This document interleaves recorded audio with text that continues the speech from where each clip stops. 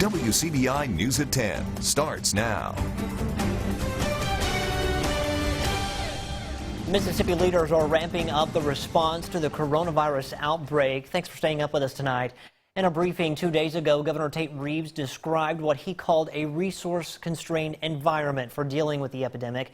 Now, some Mississippi companies are stepping in to fill the gaps. And as Courtney Ann Jackson explains, that has the state taking a more aggressive approach. The call to social distance is to slow the spread of the virus, but state health officials say the new plan implemented by the Department of Health will help us get ahead of it. I believe will allow us to shift from playing defense to playing offense so that we can deal with the challenges that come before us in the days and weeks ahead.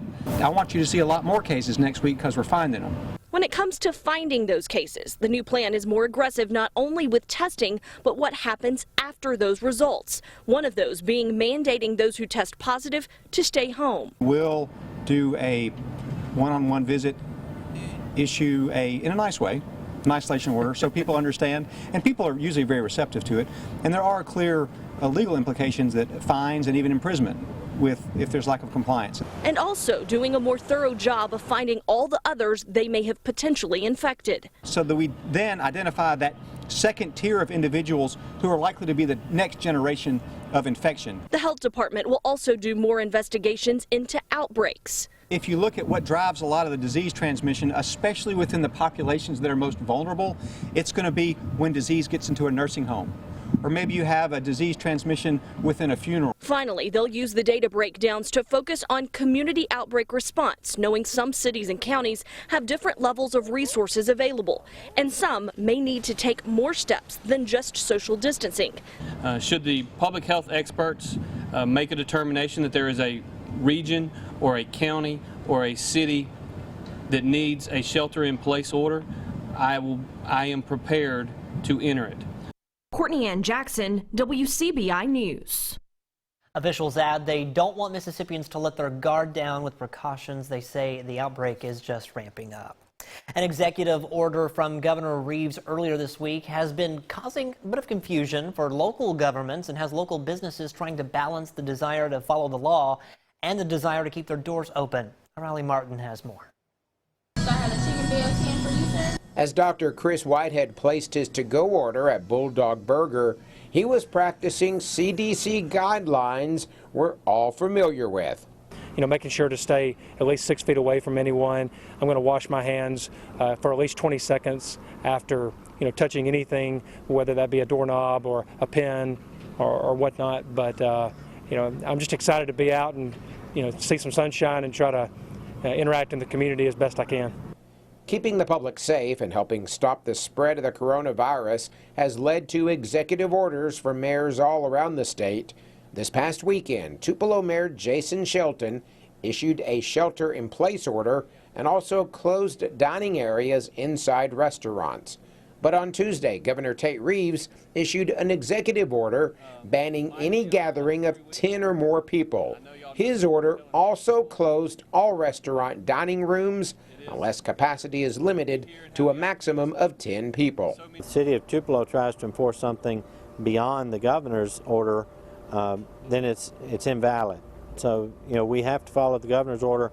I'm optimistic that the governor or his office will issue a clarification. Although Mayor Shelton claims the governor's order supersedes the city's, the owner of the Eat With Us group, which includes Bulldog Burger, says his restaurants will continue offering only curbside, to-go, or drive-through for the time being. In fact, Bernard Bean says his restaurants closed their dining rooms before Mayor Shelton issued his citywide mandate, and business has taken a big hit. Our sales are down 75 to 80% right now, and so it is obviously affecting our employees. Unfortunately, we've had to lay some off. Our vendors, it's a trickle-down effect. It's affecting all of our suppliers and vendors and service people. So it's a huge impact on the economy. Bean says while there is confusion over the executive orders, what they mean and which ones to follow or not to follow, he is hopeful that proactive measures by the public, business owners, and government leaders will help flatten the curve over the next couple of weeks. In Tupelo, Allie Martin, WCBI News.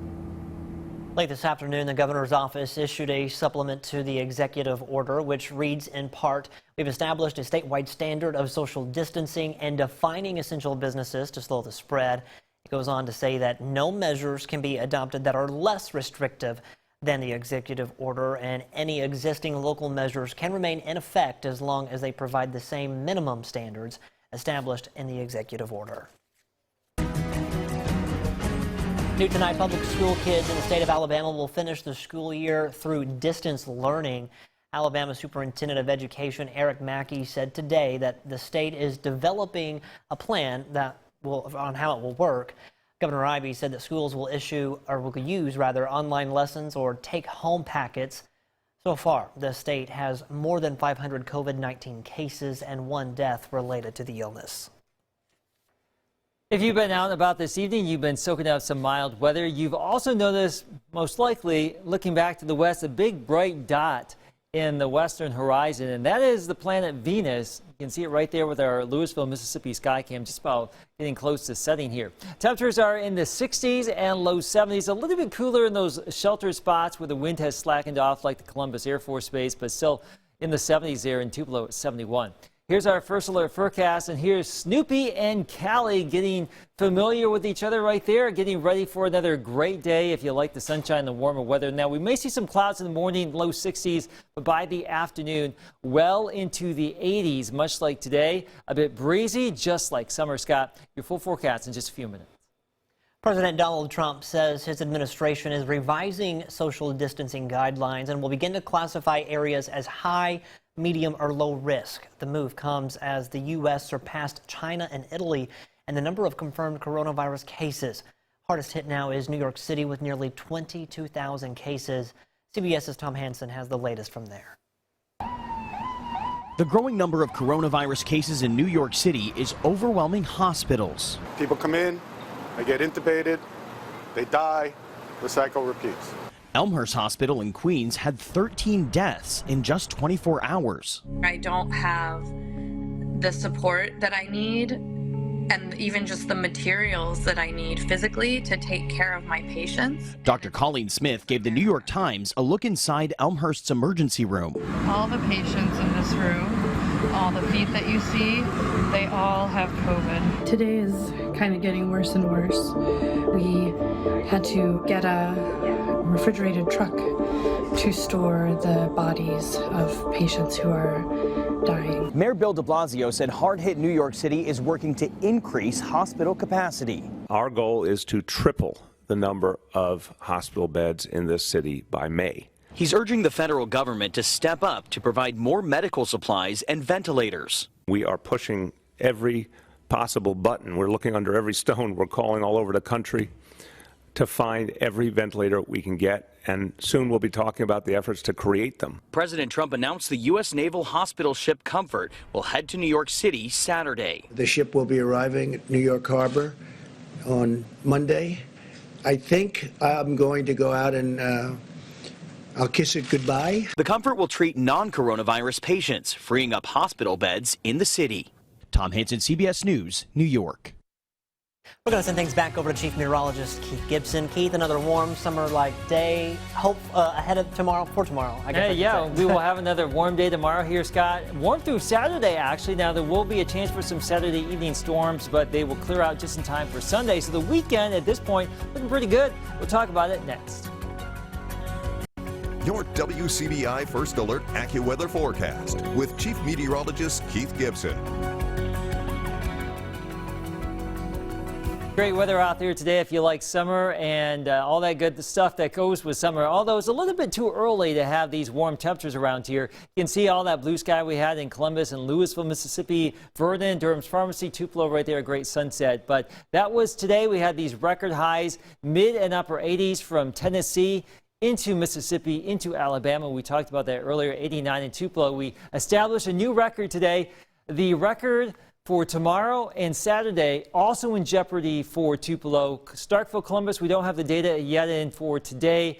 And we'll just see how warm we can get for the next 2 days here. We're forecasting 88 in Columbus, upper 80s in many spots here, 91 in Jackson tomorrow. Just look at all these rosy colors here across the deep south for our Friday. So it's going to be a warm day, so very warm across our region right now. There will be a few clouds that will scoot on in here later tonight, but overall a quiet night. Those showers will not be coming our way. So down into the lower 60s tonight.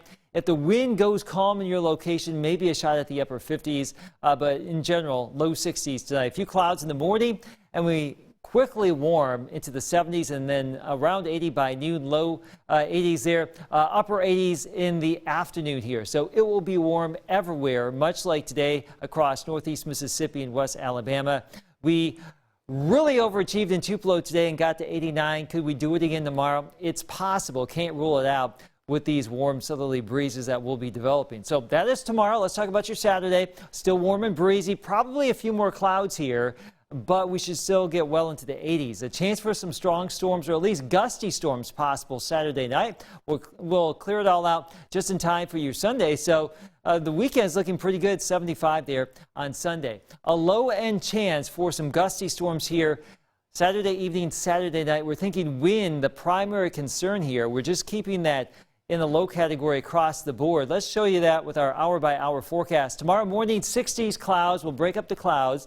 We'll see temperatures get well into the 80s with a mix of sun and clouds in the afternoon, much like today. The clouds fill back in Saturday morning, but it should be a little bit warmer. Temperatures in the mid to upper 60s, well into the 80s again for our Saturday afternoon. This is 4 o'clock, mid to upper 80s. We'll be watching the Delta here going into the evening for a line of showers and storms. Now that will move across the area here Saturday night. It looks like the data is suggesting that this will be not very robust as it moves on through. It should be in a weakening phase, but we'll watch it here. So that slight risk for some severe weather in the region. So that's the way it's looking. Another system there Monday into Tuesday with another chance for some showers and storms.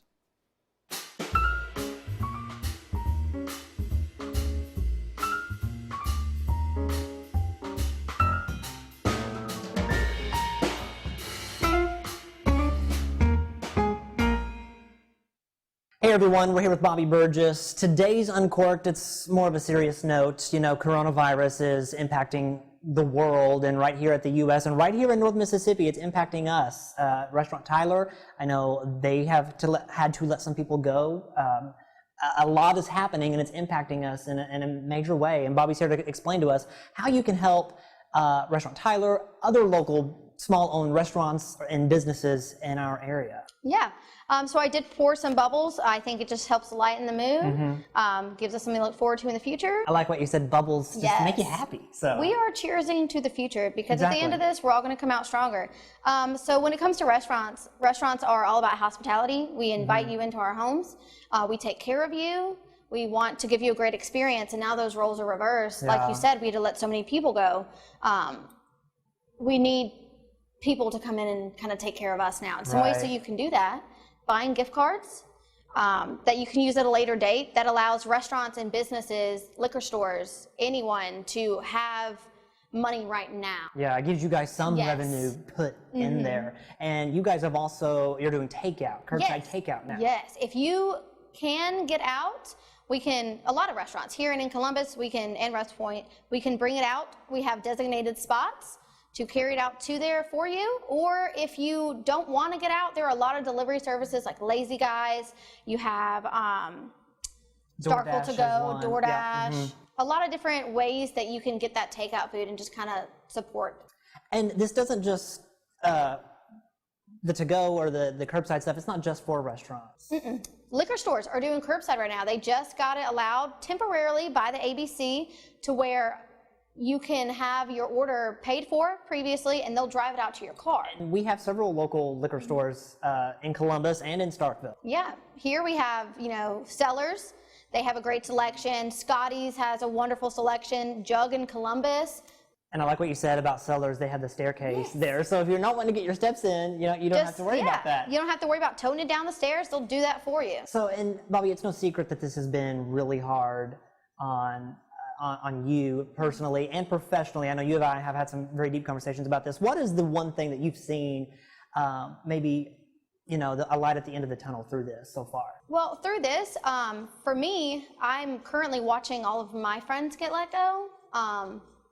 And like I said, I am really lucky to have a job right now. Yeah.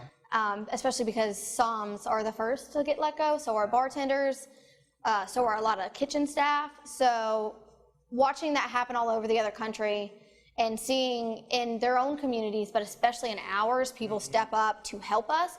People are coming in and giving donations. They're ordering takeout food. They're doing whatever they can to help the local businesses survive. And that just really shows you at the end of the tunnel. You're the heart of our communities, the heart of our communities. We're going to get through it because the people here want to make sure we succeed. Yeah, definitely. Well, I know, Bobby, we all wish you the very best, and we're here to support you guys in any way that we can. And guys, these are just a few tips on how you can support local businesses in our area to get us through this coronavirus outbreak, because we're over it already, yes, right? We're over it, and we are cheersing to when we all get to come back stronger and better than before. We are in this together. Yes. All right, until next time, everyone, cheers.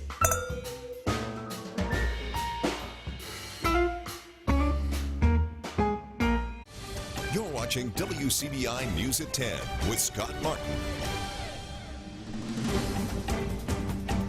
Welcome back, everyone. Baptist Memorial Hospital shares how it's prepared to take care of you in the midst of the coronavirus outbreak in tonight's Health Talk. Hi, I'm Dr. Lee Richardson, and I'm part of the emergency room team at Baptist Memorial Hospital Golden Triangle. Tonight, I would like to explain to you the ways that Baptist is protecting you from the coronavirus. We must treat every patient who comes through the doors of our hospital. For the safety of our patients, visitors, and staff, we are taking the following precautions. Beginning March 16th, we started screening everyone arriving at our hospitals for flu-like symptoms. You will also be asked a series of screening questions to quickly identify those who might have COVID-19. We have also put the following visitor guidelines in place. People with fever, cough, sore throat, or other flu-like symptoms are not permitted to visit.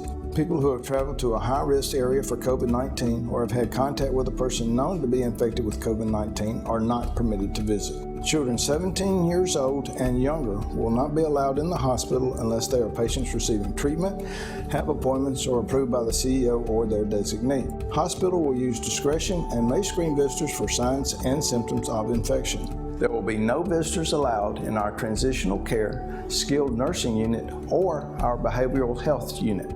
We have closed our 5th Street and Patient Tower entrances. All inpatients, outpatients, and visitors must enter through the outpatient pavilion or emergency room entrances. The outpatient pavilion entrance will be closed from 11 p.m. to 5 a.m. While you're a visitor, wash your hands often or use hand sanitizer. Avoid touching your eyes, nose, and mouth. Cover your sneeze with a tissue and then throw the tissue in the trash or sneeze into the crook of your arm. Keep your distance from others, about 6 feet. By following these guidelines and using common sense precautions, we can all help keep our patients, visitors, and staff safe.